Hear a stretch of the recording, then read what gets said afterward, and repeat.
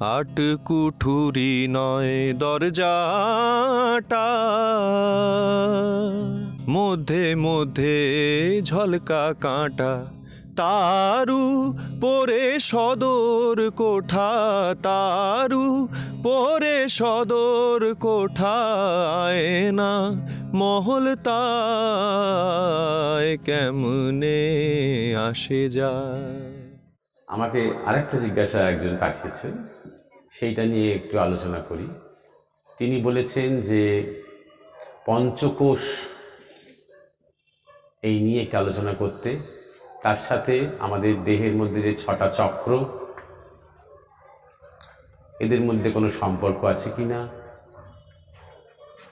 এদের কি কাজ, কি প্রকৃতি, কি স্বরূপ ইত্যাদি ইত্যাদি যদি একটু বিশদে বুঝিয়ে বলেন, এরকম একটা জিজ্ঞাসা একজন করেছেন তিনি।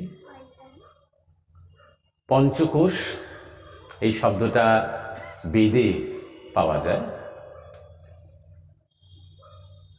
এখানে কোষ, আমরা বাংলায় আজকে কোষ বলতে সেল বুঝি, CELL সেল, কিন্তু বেদে যখন কোষ কথাটা বলা হচ্ছে সেটা এক একটা ডাইমেনশন হিসেবে বলা হচ্ছে, এক একটা স্তর, স্থূল, সূক্ষ্ম, কারণ, এরকম বিভিন্ন স্তর হয়, সেই স্তর অর্থে বলা হচ্ছে। পঞ্চকোষ মানে 5টা কোষ: অন্নময় কোষ, প্রাণময় কোষ, মনোময় কোষ, বিজ্ঞানময় কোষ, আনন্দময় কোষ। অন্নময়, অন্ন মানে যেটা খাদ্য দিয়ে তৈরি হচ্ছে, যেটা অন্ন বলতে শুধু ভাত নয়, এখানে খাদ্য ইন জেনারেল, অর্থাৎ আমাদের যে শারীরিক মেটাবলিক যে সিস্টেমটা, সেটা হচ্ছে অন্নময় কোষ। প্রাণময় কোষ, এই অন্নময় শরীরটাকে জীবিত রাখছে, চালু রাখছে, চলমান রাখছে যে শক্তিটা, তাকে বলা হয় প্রাণ শক্তি। আমরা যে শ্বাস নিচ্ছি, শ্বাস ছাড়ছি, ফুসফুসটা বেলো করছে, ফুলছে, চুপসচ্ছে, ফুলছে, এই প্রাণ শক্তি। হার্ট বা হৃৎপিণ্ডটা ধুকপুক ধুকপুক ধুকপুক ধুকপুক করছে। শুধু অন্নময় হলে কিন্তু এটা হতো না। তার মানে অন্নময়ের সাথে সাথে একটা এনার্জি আছে, যেটাকে প্রাণ বলা হয়, এবং এই প্রাণের আবার 5টা স্তর আছে, পঞ্চপ্রাণ আছে। 5 রকমের বায়ু আছে আমাদের শরীরের মধ্যে। এই যে এনার্জি, যে পুরো শরীরটাকে জীবিত রাখছে, এবং এই এনার্জিটা চলে গেলেই আমরা মৃত্যু বলি। আমরা বলি প্রাণ বেরিয়ে গেল, আমরা বলি আর প্রাণ নেই, শেষ নিঃশ্বাস ত্যাগ করলো, আমরা বলি। অর্থাৎ যখনই প্রাণবায়ু বেরিয়ে গেল, তখন অন্নময় শরীরটা আছে, কিন্তু অন্নময় কোষ রয়েছে, কিন্তু সেটা আর একটা জীবিত দেহ নয়। তাই না? সেকেন্ড যে ডাইমেনশনটা, সেটাকে বলছে প্রাণময় কোষ। তারপরে হচ্ছে মনোময় কোষ। শরীর এবং মনের ব্রিজ বা সেতু হচ্ছে প্রাণ, আর মন হচ্ছে একটা সূক্ষ্ম এনার্জি, সূক্ষ্ম শক্তি। এখনকার বিজ্ঞান গবেষণায় দেখা যাচ্ছে যে এই শক্তিটার আণবিক স্ট্রাকচারও আছে, আণবিক রূপও আছে। এটা সূক্ষ্ম কিন্তু একটা শক্তি। আমি যদি স্থিরভাবে কোনো একটা কিছুর দিকে তাকিয়ে থাকি, তাহলে তার একটা প্রতিক্রিয়া হতে পারে, ওই জিনিসটার উপরে বা একটা মানুষটার উপরে বা বস্তুটার উপরে প্রতিক্রিয়া হতে পারে। অর্থাৎ মনের একটা শক্তি আছে, তাকে একমুখী করতে পারলে স্থূলের উপরেও তার প্রতিক্রিয়া হতে পারে। আর মন আছে বলেই শরীর এসেছে। ভাবনা, ইচ্ছা, ক্রিয়া, প্রথমে ভাবনা, তারপর ইচ্ছা, তারপর ক্রিয়া। শরীরটা হচ্ছে একটা ক্রিয়া, তার আগে এই শরীরটা ছিল একটা ইচ্ছা, ইচ্ছার আগে ছিল ভাবনা। তাই মন থেকে শরীর, শরীর থেকে মন নয়, এটা বোঝাটা খুব দরকার, প্রয়োজন। আগে মন, তারপর শরীর। আর এটাই হচ্ছে জন্মান্তরের রহস্য। আমাদের যখন শরীর মৃত হলো, প্রাণবায়ু বেরিয়ে গেল, কি রয়ে গেল? একটা শক্তি রয়ে গেল, যেটাকে বলা হয় বাসনা, অতৃপ্ত যে বাসনা।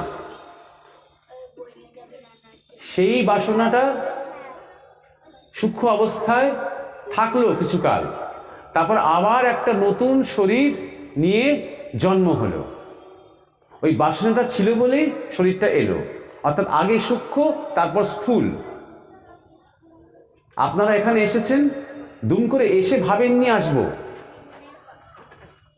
আপনারা এখানে পৌঁছে চেয়ারে দিয়ে বসে পড়ার পর ভাবছেন যে এইবার যাব, ওই সৎসঙ্গ আলোচনা কি হবে, একবার যাব, সেটা কিন্তু নয়। আপনারা আগে ভেবেছেন, তারপর এসেছেন। তাহলে ভাবনা এবং ইচ্ছাটা আগে, ক্রিয়াটা পরে। তাহলে শরীরটা পরে আসে, তার আগে ভাবনায় আসে, ইচ্ছাতে আসে। তাই প্রাণময় কোষের ওপরে বলা হয়েছে মনোময় কোষ। মন একটা শক্তি, ইচ্ছার শক্তি। মনোময় কোষের পর বলা হচ্ছে বিজ্ঞানময় কোষ। বিশেষ জ্ঞান, বিজ্ঞান, বুদ্ধি, বিচার, বিশ্লেষণ, যে ভাবনার কথা বলছিলাম, সেই ভাবনার যে রুট, ভাবনার যে শিকড়, সেটা হচ্ছে আমাদের চিন্তা। আমরা সাধারণত বলি মনে অনেক চিন্তা আসে। মনে চিন্তা আসে না, মনে ইচ্ছা আসে। চিন্তা আসে আমাদের বুদ্ধিতে, চিন্তা আসে আমাদের বিচারে। এবং মনেরও আগে হচ্ছে চিন্তা, অর্থাৎ ভাবনায় কিছু একটা এলো, তারপর সেটা ইচ্ছায় আসে, তারপর সেটা ক্রিয়াতে আসে। তাই আমাদের মধ্যেও যখন আমরা এই কোষ বিশ্লেষণ করছেন বেদান্তে ঋষিরা, তখন বলছেন যে মনোময় কোষের উপরে হচ্ছে বিজ্ঞানময় কোষ, অর্থাৎ বিচার। তারপরে বলা হচ্ছে আনন্দময় কোষ। এটা কোনো আর ডাইমেনশন নয়, এটাকে বলা হচ্ছে বিয়ন্ড ডাইমেনশন, সমস্ত স্তরের পারে, তুরীয়, সমস্ত কিছুকে অতিক্রম করে, ট্রান্সেন্ডেন্টাল, বিয়ন্ড ডাইমেনশন, আনন্দ। এই জগৎ, এই বিশ্ব ব্রহ্মাণ্ড আনন্দ থেকেই উৎসারিত। কি করে বুঝবেন? আপনারা যাই করছেন না কেন, যা চাইছেন, যা বাসনা করছেন, তার পেছনে রয়েছে একটা আনন্দ পাওয়ার ইচ্ছা, একটা আনন্দ ভোগের চাহিদা। প্রত্যেকে তৃপ্তি, আনন্দ, আমরা কিন্তু আসলে ওইটা চাইছি। অনেক শব্দ বলছি আমরা, যে একটা ঘর হলে ভালো হয়, একটা চাকরি হলে ভালো হয়, মাইনেটা বাড়লে ভালো হয়, অবস্থাটা স্বাভাবিক হলে ভালো হয়, অনেক কিছু বলছি, কিন্তু বেসিক্যালি আমরা চাইছি এক আনন্দ।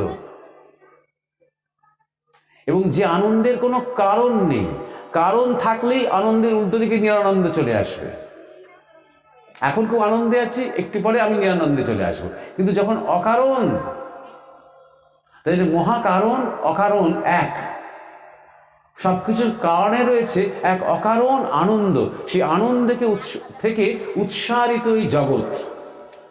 আমরা যখন এবার ফিরবো আবার সেই আমাদের স্বরূপ সন্ধানে, তখন এক এক কোষ আমরা পেরোবো ওই আনন্দে পৌঁছানোর জন্য, মুখ গোমরা করে বসে থাকার জন্য নয়।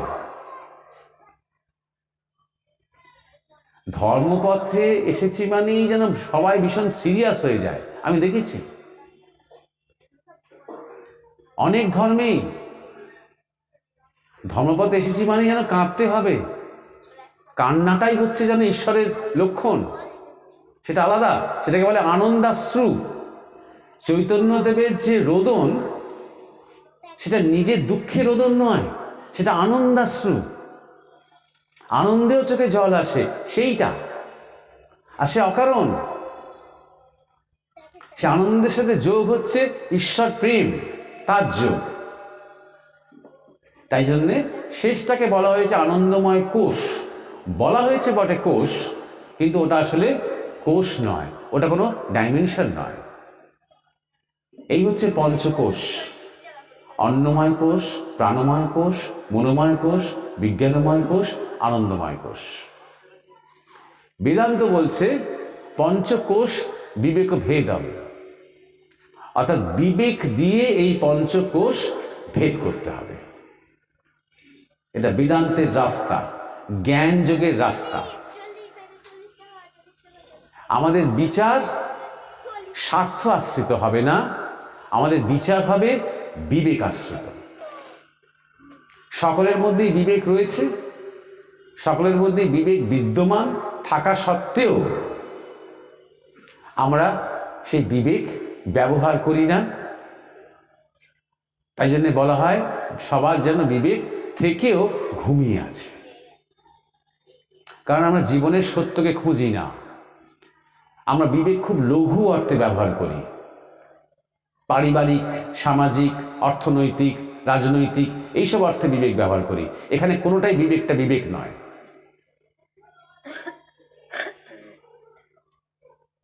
চুরি করিস না, অন্যায় করিস না যখন আমরা কাউকে বলছি,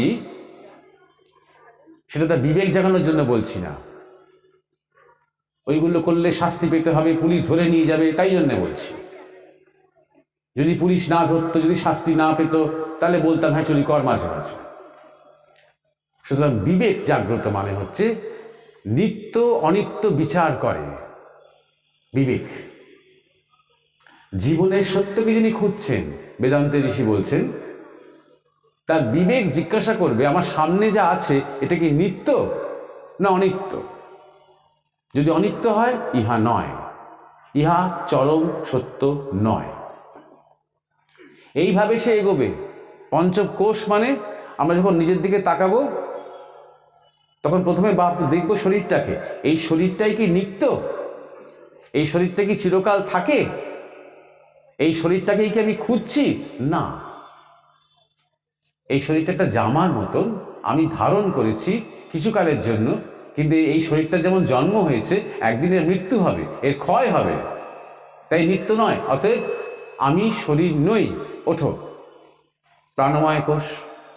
নেক্সট, এই যে প্রাণ আপান বায়ু, প্রাণ আপান বায়ু চলছে, এই যে এনার্জি বডি, শরীরের মধ্যে এত এনার্জির খেলা চলছে, এটা কি নিত্য? এটা কি চিরকাল থাকবে? না, এটা ওই শরীরটা জন্মানো থেকে শুরু হয়েছে, এই একটা বডিকে সেন্টার করে এই এতগুলো শক্তির খেলা। আবার যখন বডি থাকবে না তখন এই পঞ্চতত্ত্ব এবং এই পঞ্চপ্রাণ এবং সমস্ত শক্তি আবার এই প্রকৃতির মধ্যে বিলীন হবে। পৃথিবীতে যেমন, পুরো গোটা পৃথিবীতে যেমন ধরা যাক 75% জল, ঠিক তেমনই আমাদের শরীরেও 75% জল। সেই জলের কি হবে? দাহই হোক বা কবরই হোক, সেই জল জলতত্ত্বে মিশে যাবে। শরীরের মধ্যে পৃথ্বী অংশ রয়েছে, সেই পৃথ্বী অংশে কি হবে? সেই পৃথ্বী অংশ মাটির সাথে মিশে যাবে, ছাই হয়ে যাবে। ক্ষিতি, অপ, তেজ, মরুদ, বোম, এই যে পঞ্চতত্ত্ব, এই ঠিক এই পঞ্চতত্ত্ব দিয়ে এই শরীরটাও গঠিত। তেজ অংশ, শক্তি অংশ, অগ্নি অংশ, সেটা প্রকৃতির তেজ অংশে বিলীন হবে। মরুদ, বায়ু, বোম, সমস্ত কিছু আকাশ তত্ত্বে বিলীন হবে। তাহলে এবং এই পঞ্চপ্রাণ প্রাণতত্ত্বে চলে যাবে। তাহলে এটাও কি তাহলে আমি? এটাও কি তাহলে সত্য? না। নেক্সট, মন, মনোময় কোষ। মনে কি হচ্ছে? ইচ্ছা উঠছে, অনিচ্ছা উঠছে, ভালো লাগছে হ্যাঁ বলছি, খারাপ লাগছে না বলছি, ক্রমাগত মনের up and down, up and down. এই মনটাও কি আমি? ছোটবেলায় একরকম মন ছিল, যৌবনে আরেক রকমের মন, এখন আরেক রকমের মন। সকালবেলা মনের এক রকমের গতি ছিল, এখন আরেক রকমের গতি। একটু আগে একটা কিছু চাইছিল, এখন আবার অন্য কিছু চাইছে। তাহলে মনের তো কোনো নিত্যতা নেই, মনের তো শুধু পরিবর্তন, মনের তো শুধু চঞ্চলতা। তা আমি মন, আমি মনের দ্রষ্টা? তাহলে মনও তো আমি নই। তাহলে হয়ে গেল মনোময় কোষ, পেরিয়ে গেলাম বিজ্ঞানময় কোষ। এই বিজ্ঞানময় কোষ থেকে কিন্তু বিবেক কাজ করছে। এতক্ষণ এটা কিন্তু এই যে প্রশ্নটা করছে আমি কে, আমি কে, আমি কে, এটা নয়, এটা নয়, এটা বিবেক করছে। পঞ্চকোষ বিবেক ভেদাম। এবার যখন বিজ্ঞানময় কোষে যখন বিবেক উঠছে, তখন দেখছি নানা রকমের যে চিন্তা, বিচার, যে সমস্ত ইন্টেলেকচুয়াল অ্যাক্টিভিটির মধ্যে আমরা আটকে থাকি, এই তত্ত্ব ভালো না ওই তত্ত্ব ভালো, পুঁজিবাদ ভালো না সমাজবাদ ভালো, হিন্দু ধর্ম ভালো না ইসলাম ধর্ম ভালো, নানা রকমের মত, নানা রকমের চিন্তা, গারস্থাশ্রম ভালো না সন্ন্যাসাশ্রম ভালো, ক্রমাগত আমরা মতুয়া, ঠাকুর রামকৃষ্ণ বলতেন মতুয়া বুদ্ধিতে আটকে থাকিস না। এই নানা রকম মতের যে খেলা চলছে, এবং আমরা প্রত্যেকেই কোনো না কোনো মত নিয়ে পড়ে থাকতে ভালোবাসছি, এই পলিটিক্যাল পার্টি ভালো না ওই পলিটিক্যাল পার্টি ভালো, এও তো আমি নই, এগুলো তো একটা মত শুধু, এগুলো তো একটা বিচার শুধু, কোনোটাই তো আমি নই। এই বিবেক, তারপর বিজ্ঞানময় কোষ পেরিয়ে যাওয়া, চিন্তার স্তর পেরিয়ে যাওয়া, মানে এবার অচিন্ত তত্ত্বে পৌঁছতে হবে। তখন আর বিবেক, বিবেক মানেও দ্বৈততা, বিবেকও একটা শক্তি, বিবেকটাও কিন্তু আমি নই, বিবেক আমার সারথি। যেন আমি রথ চালাচ্ছি, আমি সেই ঈশ্বরের পথে এগোচ্ছি, সেখানে বিবেক আমার সারথি, কিন্তু বিবেক আমি নই, আমাকে পথ দেখাচ্ছে, এগিয়ে নিয়ে যাচ্ছে। বিবেককে বলা হয় আত্মার আলো, অর্থাৎ যে আত্মতত্ত্ব, সে আত্মতত্ত্বকে প্রকাশ হচ্ছে, সেই প্রকাশের একটা আলো হচ্ছে বিবেক। অন্ধকারের মধ্যে সে আলোটুকু ধরে আছে, যাতে আমি এই অন্ধকারটাকে ভেদ করতে করতে এগোতে পারি। তারপর আমাকে সম্পূর্ণ সমর্পিত হতে হবে, একটা লাভ দিতে হবে, একটা ঝাঁপ দিতে হবে, আমার অহংকারটাকে সম্পূর্ণভাবে নিবেদন করে দিতে হবে। কোথায়? সে আনন্দময় তত্ত্বে, যেখান থেকে এই জগৎ উৎসারিত এবং যেখানে আমরা সবাই ফিরে যাব। এই পুরো জগৎ আবার সেখানেই ফিরে যাচ্ছে, কিন্তু সে আনন্দ তত্ত্বে। এই হচ্ছে পঞ্চকোষে যে জিজ্ঞাসা করেছিল, সেটা নিয়ে সংক্ষিপ্ত কিছু বলা হলো। এবার ছটা চক্র, এই পঞ্চকোষ যেমন বেদান্তের বিশ্লেষণ আমাদের ডাইমেনশন নিয়ে, তেমন এই ছটা যে চক্র, এটা হচ্ছে তন্ত্রের বা শাক্ত মতের একটা বিশ্লেষণ। সেখানে বলা হচ্ছে যে আমাদের শরীরের মধ্যে অনেক নাড়ি আছে, অনেক নাড়ি, এগুলো সবই সূক্ষ্ম নাড়ি। সে অসংখ্য নাড়ির মধ্যে তিনটে প্রধান নাড়ি, ইড়া, পিঙ্গলা, সুষুম্না। ইড়া নাড়ির যোগ আমরা যখন বাম নাক দিয়ে শ্বাস নিচ্ছি ছাড়ছি, ইড়া নাড়ির যোগ তার সাথে, এবং ইড়ার আরেকটা যোগ চন্দ্রের সাথে। আকাশে যেমন চাঁদ রয়েছে, আমাদের শরীরের মধ্যেও চন্দ্র বিজ্ঞান রয়েছে, সেই চাঁদের সাথে আমাদের শরীরে একটা নিবিড় সম্পর্ক রয়েছে। তা আমাদের শরীরের যে বাঁ দিকটা চন্দ্রের সাথে যোগ, আর ডান দিকটা পিঙ্গলা, ডান নাক দিয়ে যখন শ্বাস নিচ্ছি সেখানে যোগ, আর তার সম্পর্ক সূর্যের সাথে। লক্ষ্য করে দেখবেন আপনারা মাঝে মাঝে যে কখনো ডান নাক দিয়ে শ্বাস পড়ছে বেশি, কখনো বাঁ নাক দিয়ে পড়ছে বেশি। সাধারণত দেখবেন যে দিনের বেলাতে ডান নাক দিয়ে শ্বাসটা বেশি পড়ে, আর সূর্যাস্তের পর থেকে বাম নাক দিয়ে শ্বাসটা বেশি পড়ে সাধারণত। এটাই সবসময় নিয়ম তা নয়, এবং তার অনেক গুণাগুণ অনেক কিছু আছে, তার মধ্যে আমি যাচ্ছি না, সেগুলো অনেক বিস্তারিত আরেকটা সাবজেক্ট। আজকে শুধু এই চক্র নিয়ে কথা বলবো একটুখানি। এই দুই নাড়ির মাঝখানে রয়েছে একটা গুপ্ত নাড়ি, তাকে বলা হয় সুষুম্না নাড়ি, গভর্নিং চ্যানেল। আমাদের যে শাস্ত্রে আছে গঙ্গা, যমুনা, সরস্বতী, সেই সরস্বতী নদী ভারতবর্ষে একসময় বিরাট নদী ছিল। আমাদের এই সিঙ্গুর অঞ্চলেও সরস্বতীর কিছু কিছু চিহ্ন দেখা যায়। এখন সে নদীগুপ্ত হয়ে গেছে, মাটির তলায় চলে গেছে, শুধু বদ্রীনাথের কাছে, মানাগ্রামের কাছে শুধু তাকে দেখা যায়, বেশি ভালো করে দেখা যায়। তাই এই সরস্বতী নদী হয়ে উঠেছে আমাদের এই সুষুম্নার উপমা। বাকি দুটো নারী যেন গঙ্গা, যমুনা, আর মাঝখান দিয়ে বইছে এই লুকিয়ে থাকা সরস্বতী নদী, গভর্নিং। আমাদের ইরা পিঙ্গলা সবার মধ্যেই কার্যকর, কিন্তু সুষুম্না হদিশ যোগী ছাড়া বা সাধক ছাড়া হয়তো তেমন পায় না, পেলেও বুঝতে পারে না। আমাদের যে 6টা চক্র রয়েছে, এই চক্রগুলো এই সুষুম্নায় অবস্থান করে।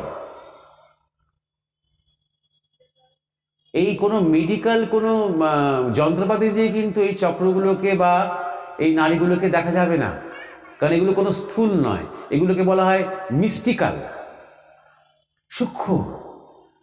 কোনো লেজার টেকনোলজি দিয়েও দেখা যাবে না। এরা যারা সাধনা করে তারা বুঝতে পারবে এগুলোর অস্তিত্ব। এগুলো একটা রহস্য বা শক্তির একটা নিসর্গ বিন্দু বা নিসর্গ রেখা। এই 6টা চক্রের প্রথম চক্রকে বলা হয় মূলাধার, মূল আধার, পৃথ্বীতত্ত্ব, মূল আধার। একদম আমাদের স্পাইনাল কর্ড, মেরুদণ্ড, তার সামনে এই সুষুম্না চক্র যেখান থেকে শুরু হয়েছে, তার বেস, তার মূল, সেইখানে আছে একটা শক্তি চক্রাকারে। সেই শক্তিটা যেন ঘুমিয়ে আছে, যেন কুণ্ডলী পাকিয়ে আছে, তাই তাকে বলা হয় কুলকুণ্ডলিনী শক্তি। সবার মধ্যে এই শক্তিটা রয়েছে, কিন্তু বেশিরভাগ মানুষের মধ্যে এই শক্তিটা ঘুমিয়ে আছে, সুপ্ত, মৃত নয়, সুপ্ত। এই শক্তিকে জাগানো যায় ভক্তির দ্বারা, জ্ঞানের দ্বারা, ধ্যানের দ্বারা, সেবার দ্বারা, গুরু কৃপায়, ঈশ্বরের কৃপায়, নানা যেরকম শব্দই হোক না কেন, এই শক্তিকে জাগানো যায়। কিন্তু শুধু জাগালেই হয় না, তাকে ঊর্ধ্বমুখী হতে হবে। এবং প্রথম বাধা সে পাবে পরের চক্রে, মূলাধার থেকে যখন সে উঠবে স্বাধিষ্ঠান চক্রের দিকে। এই স্বাধিষ্ঠান চক্র হচ্ছে আমাদের সবার সেক্সুয়াল পয়েন্ট।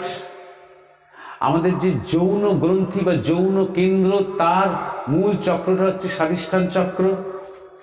অত্যন্ত গুরুত্বপূর্ণ এই স্থানটি, কারণ এই যৌনতা বা এই কাম বা এই রমণ, এই মিলনের মধ্যে থেকে আমরা জন্মেছি।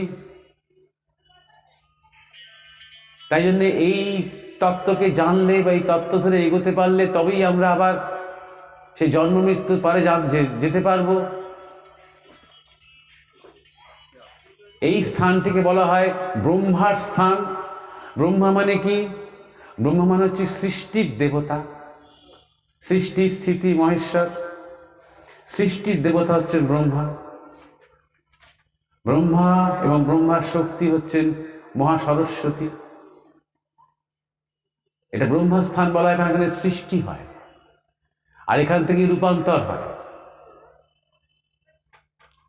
তারপরের চক্র আমাদের নাভি, যেটা সামনে যেটা নাভি রয়েছে, তার লাইন বা রেখা বরাবর, সেটাকে বলা হয় মণিপুর চক্র। এই মণিপুর চক্র দিয়ে সাধারণত মণিপুর চক্রকে কেন্দ্র করে আমরা যা কিছু খাদ্য খাবার খাচ্ছি, হজম করছি, সেই খাদ্য গুণ বা সেই খাদ্যের পুষ্টি শরীরের বিভিন্ন জায়গায় জায়গায় ছড়িয়ে পড়ছে রক্ত চলাচলের মধ্যে দিয়ে, এবং তারপর শরীর সেটাকে প্রসেস করতে করতে করতে করতে যেটা লাগবে না, যেটা প্রয়োজন নেই, যে বর্জ্য, সেটাকে ত্যাগ করছে। আমরা মলত্যাগ করছি। এই মূল মেটাবলিক কাজটা যেখান থেকে হয়, তার কন্ট্রোলিং বা তার নিয়ন্ত্রণ বা তার কেন্দ্র হচ্ছে এই মণিপুর চক্র। সেইটাকে ভেদ করে উঠলে তারপরে আমাদের হৃদকমল, হৃদয় স্থান যেখানে, সেখানে বলা হয় অনাহত চক্র। অনাহত, যা আহত নয়। আমরা যে ওম বলি, ওঙ্কার ধ্বনি, এই ওঙ্কারের উচ্চারিত হয় এই ওঙ্কার এই চক্র থেকে। যখন আমরা মুখে বলছি ওম, যত সুন্দর করেই বলি না কেন, সেটা সম্পূর্ণ শুদ্ধ হওয়া সম্ভব নয়, কারণ এই ওঙ্কার উচ্চারণ করা যায় না। আমরা যেটা করি সেটা একটা দুর্বল বা ম্লান একটা রিপিটেশন করি, কিন্তু আসল যে ওঙ্কার সেটা সবসময় হয়ে চলেছে এই ব্রহ্মাণ্ডে, এই বিশ্বে, প্রকৃতিতে, সর্বত্র, আমাদের শরীরের মধ্যেও, আমাদের স্বভাবের মধ্যেও। এই ওঙ্কারেরই এক একটা বিকারে, এই ওঙ্কারেরই এক একটা কম্বিনেশনে এক একটা শরীর তৈরি হয়েছে, এক একটা স্বভাব তৈরি হয়েছে, এক একটা প্রকৃতি তৈরি হয়েছে। ওঙ্কারকেই ভেঙে সারে গামা পাধা নি প্রকৃতির মধ্যে আছে। তাহলে ওঙ্কার কোনো উচ্চারণ করা বা সুর করা কোনো টিউন নয় বা ধ্বনি নয়। ওঙ্কারকে বলা হয় ইটার্নাল টিউন। এই জগৎ, বিশ্ব, ব্রহ্মাণ্ড তৈরি হয়েছে এই সুর থেকে, এই কম্পাঙ্ক থেকে, কম্পন থেকে, এই ভাইব্রেশন থেকে। একটা কম্পন, একটা ভাইব্রেশন। আমাদের প্রত্যেকটা শরীরও কিন্তু একটা ভাইব্রেশন, শুধুমাত্র একটা স্থূল শরীর নয়। আমরা কন্টিনিউয়াসলি একটা ইলেকট্রোম্যাগনেটিক একটা রেডিয়েশন ক্রমাগত নির্গত করে যাচ্ছি আমরা আমাদের শরীরের মধ্যে দিয়ে। আমরা প্রত্যেকে একটা ভাইব্রেশন। সেই ভাইব্রেশনের স্থূল রূপটা হচ্ছে শরীর, সেই ভাইব্রেশনের সূক্ষ্ম রূপটা হচ্ছে মন, সেই ভাইব্রেশনের কারণ রূপটা হচ্ছে বিচার, আর সেই ভাইব্রেশনের অকারণ রূপটা, মহাকারণ রূপটা আর কোনো রূপ নয়, সেটাই ওঙ্কার। তাই আমাদের সকল মন্ত্র ওঙ্কার থেকেই শুরু হয় এবং ওঙ্কারেই লয় হয়, এবং এই ওঙ্কার ধ্বনি উচ্চারিত হয় আমাদের মধ্যে এই অনাহত চক্র থেকে। তাই এর নাম অনাহত। যে ধ্বনি উচ্চারণের দ্বারা আহত হয় না, তাই হচ্ছে অনাহত ওঙ্কার। তাই নামটা অনাহত। এটা হচ্ছে বিষ্ণু স্থান। আমরা যেমন একটু আগে বললাম যে মূলাধার, স্বাধিষ্ঠান এগুলো ব্রহ্মস্থান, আর এই অনাহত চক্র, হৃদয়, এটা হচ্ছে বিষ্ণু স্থান। বিষ্ণুর সাথে মহালক্ষ্মী, যেখানে কি হয়? স্থিতি, পালন, রক্ষা, স্বস্তি, শান্তি, প্রীতি, সবকিছুকে ধারণ করা, সৃষ্টি এবং ধ্বংসের মাঝখানটা।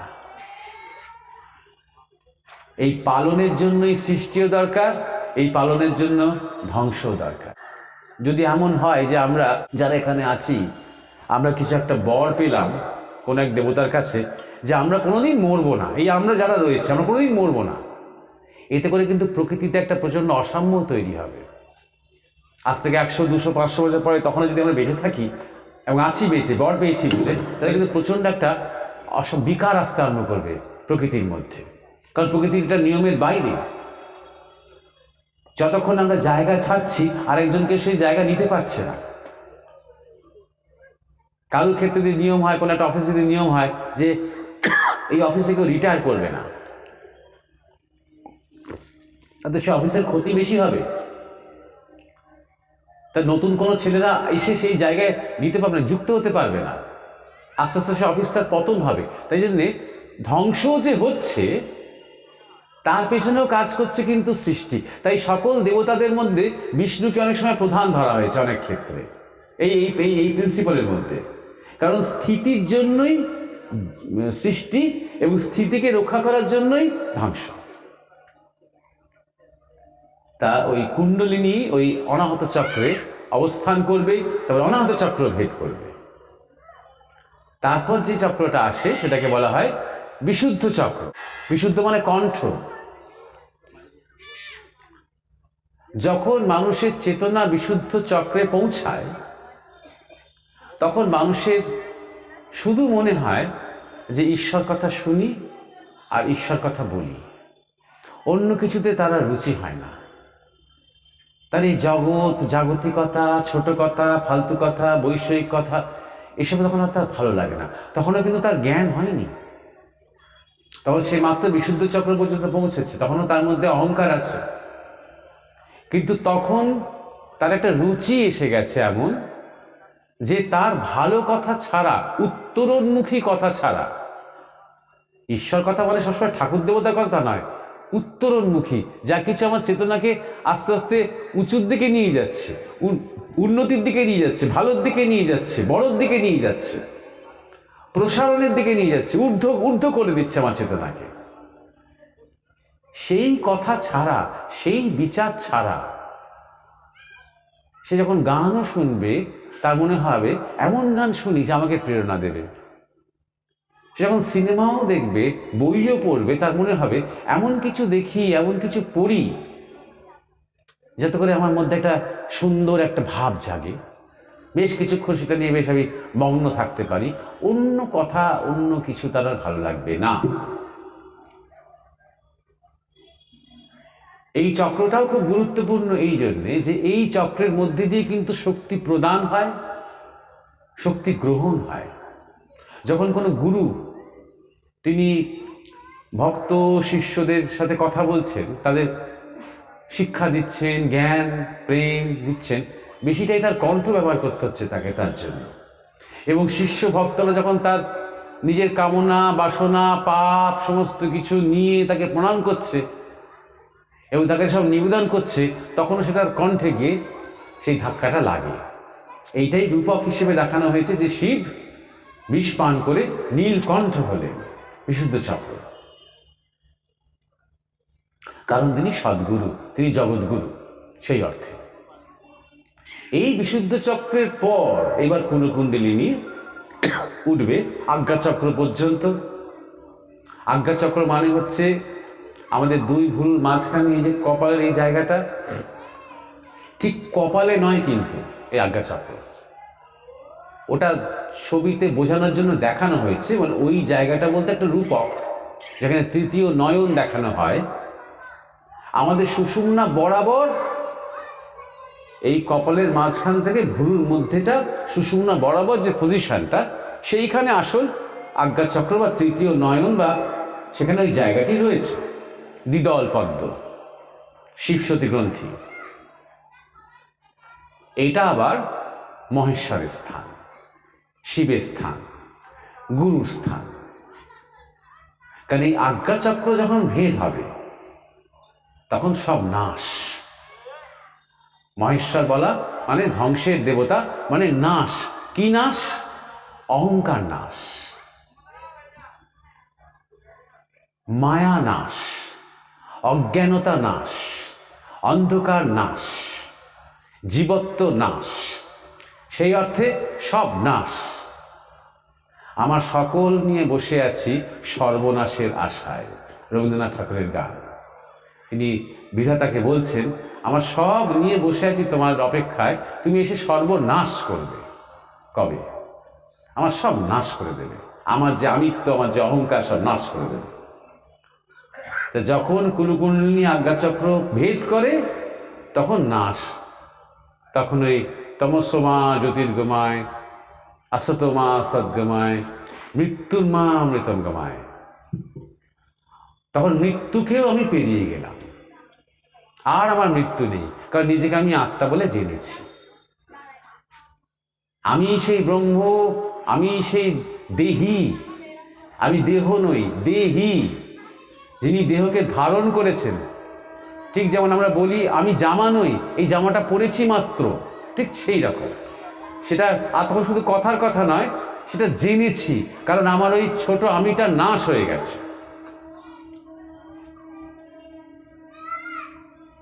এই জানা, এই জ্ঞান আমার সম্পূর্ণ আমাকে আমার জীবন সার্থক করে তোলে। এটাই চরম সার্থকতা মানুষের জীবনে, চরম পুরুষার্থ। আর এই জন্যই আমরা জন্মেছি, এই স্থিতির জন্যই আমরা জন্মেছি। এই জন্মে না হয় কোনো একটা জন্মে এখানে এই জায়গাতে আমাদের পৌঁছতে হবেই। এটা ঈশ্বরের ইচ্ছা, এটার জন্যই ব্রহ্মাণ্ড। বারবার বারবার বেদ থেকে শুরু করে যত মহাপুরুষেরা, গুরুরা, ঋষিরা, মুনিরা এই নির্দেশই দিয়ে গেছেন। এবার যখন আমরা ষটচক্রের কথায় যখন আসছি, তখন তখন এই যে যাত্রা এতক্ষণ ধরে বললাম, মূলাধার থেকে কুলকুণ্ডলিনী উঠবেন এবং এক একটা চক্র ভেদ করতে করতে আজ্ঞা চক্র অবধি পৌঁছবেন। এই পৌঁছানো পর্যন্ত কিন্তু জীবের পুরুষকার, অর্থাৎ চেষ্টা। চেষ্টা কতক্ষণ আছে? যতক্ষণ আমি চেষ্টা করছি এই অহংকার আছে। যতক্ষণ অহংকার আছে ততক্ষণ পর্যন্ত কিন্তু জ্ঞানের পথে শেষ বাধা। যত সাধনা, যত তপস্যা, যত পূজা, তার কিন্তু প্রথম এবং শেষ কথা হচ্ছে অহংকার কি করে যাবে। তাই জন্যে কথাটার মধ্যেই একটা মজা আছে, অহংকার। কার অহং? কার এ জগৎ? তাই জন্য আজ্ঞাচক্র পর্যন্ত পৌঁছানো হচ্ছে আমার বা জীবের বা তপস্বী বা সাধকের ভূমিকা। তারপর অপেক্ষা। কিসের অপেক্ষা? গুরু কৃপা, ঈশ্বরের কৃপা, মহামায়ের কৃপা।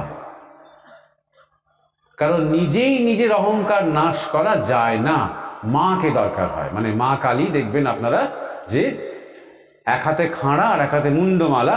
মুন্ড মানে হচ্ছে অহংকার, তিনি কাটলেন, তবেই সেই জীব শিব হয়ে গেল, সেই নর নারায়ণ হয়ে গেল। তাই জন্যে কুলকুণ্ডলিনী এই যে 6টা চক্র, 5টা চক্র ভেদ করে সে 6ম চক্রেতে যতটা যাওয়া সম্ভব সে গিয়ে অপেক্ষা, তখন শরণাগত, সমর্পিত, অপেক্ষা,